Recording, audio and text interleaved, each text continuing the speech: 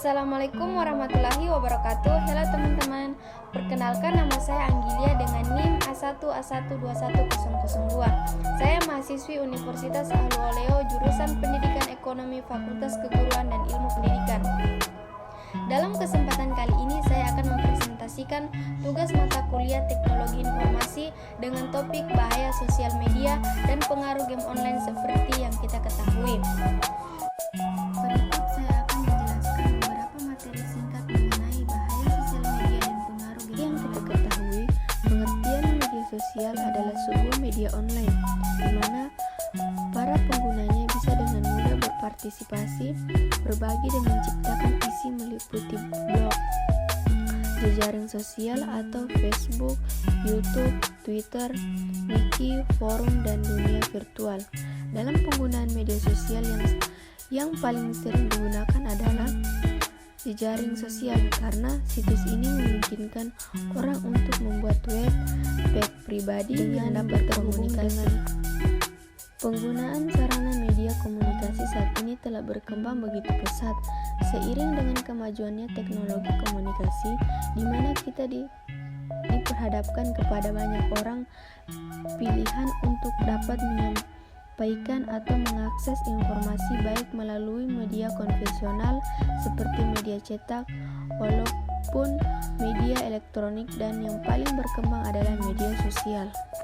Bahaya media sosial ini tentu ada pengaruh negatif dan positifnya.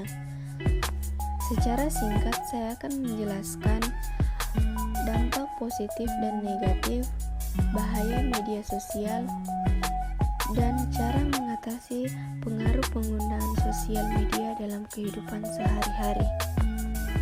Baik, saya akan menjelaskan dampak positif dan negatif media sosial bagi pelajar. Seperti yang kita ketahui, dampak positifnya adalah media pembelajaran akan mempermudah para siswa mencari atau memperlancar dalam pembelajaran. Media pembelajaran bisa saja berupa internet yang mempermudah mencari pengetahuan, serta media pembelajaran bisa saja aplikasi tatap muka yang mempermudah pembelajaran di mana saja. Lanjut, dampak positif media sosial. Yang pertama, dapat mengasah keterampilan hal-hal baru. 2. Mudah dalam mendapatkan informasi. 3. Memudahkan dalam belajar online. 4. Mendorong anak dalam mengekspresikan diri. 5. Membantu dalam melakukan usaha online. Contoh dampak positif dari media sosial ini adalah memudahkan kita untuk berinteraksi dalam banyak orang, memperluas pergaulan, jarak dan waktu bukan lagi masalah, lebih mudah dalam mengekspresikan diri, penyebaran informasi dapat berlangsung secara cepat.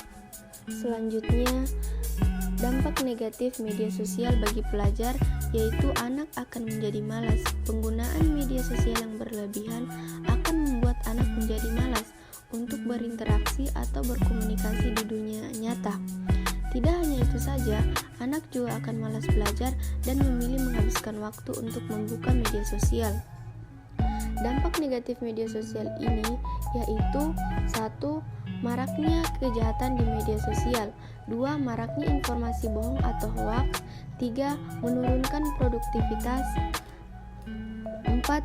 Membuat seseorang menjadi individualis. 5. Membuat kualitas tidur menurun. 6. Membuat depresi dan kecemasan. 7. Membuat kecanduan hingga lupa waktu. Contoh dari dampak negatif ini adalah menjauhkan orang-orang yang sudah dekat dan sebaliknya. Interaksi secara tatap muka cenderung menurun, membuat orang-orang menjadi kecanduan terhadap internet, menimbulkan konflik, masalah privasi, rentan terhadap pengaruh buruk orang lain. Selanjutnya, saya akan menjelaskan cara mengatasi pengaruh penggunaan sosial media dalam kehidupan sehari-hari. Yang pertama, pahami alasan penggunaan media sosial. 2. Matikan notifikasi media sosial jika tidak terlalu penting. 3. Hindari kebiasaan memegang HP sebelum tidur. 4. Selalu batasi penggunaan HP. 5. Kurangi kebiasaan bermain HP di pagi hari.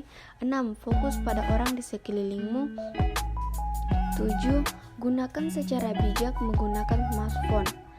Cara tersebut dapat kita terapkan di kehidupan sehari-hari. Contohnya yang sering kita lakukan yaitu bermain HP sebelum tidur. Tidak bisa dipungkiri bahwa penggunaan HP bisa merusak jadwal tidur seseorang. Bahkan sebanyak 45% orang memilih untuk berselancar di media sosial daripada tidur di waktu awal. Berikut saya akan menjelaskan dampak pengaruh game online.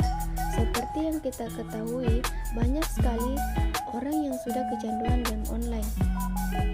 Kecanduan game online mengalami gangguan tidur sehingga mempengaruhi sistem metabolisme tubuhnya, sering merasa lelah, kaku leher dan otak, hingga carpal tunnel syndrome. Selain itu, kecenderungan sedentary life dan memprioritaskan bermain game dibandingkan aktivitas utama lainnya seperti telat makan membuat para pecandu game online mengalami dehidrasi, kurus atau bahkan obesitas dan berisiko menderita penyakit, misalnya penyakit jantung. Dalam kasus-kasus tertentu, banyak yang kecanduan judi online. Dampak kerugian ekonomi yang cukup besar dan sangat buruk bagi kalangan remaja.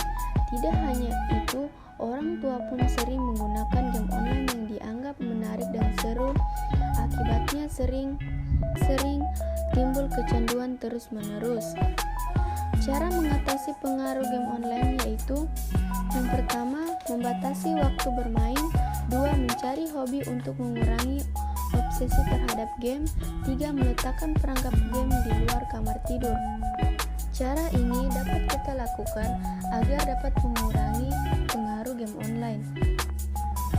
Kecanduan game online ini sangat berpengaruh buruk pada otak manusia. Seseorang yang mengalami kecanduan game akan mengalami perubahan struktur dan fungsi otak yang dapat berdampak negatif di masa depan. Terjadinya perubahan di bagian otak prefrontal cortex, akibatnya kehilangan beberapa kemampuan atau fungsi otak. Fungsi atensi adalah memutuskan perhatian terhadap sesuatu hal. Fungsi eksekutif adalah merencanakan dan melakukan tindakan. Fungsi inhibisi, kemampuan untuk membatasi. Sulit mengendalikan perilaku impulsif atau menunda keinginan. Emosi yang tidak stabil dapat berdampak buruk pada hubungan relasi atau biasa muncul sikap antisosial.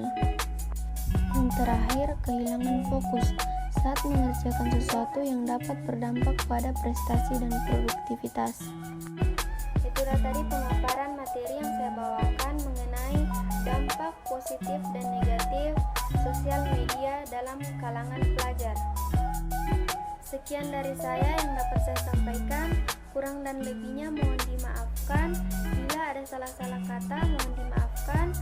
Sekian dan terima kasih. Assalamualaikum warahmatullahi wabarakatuh.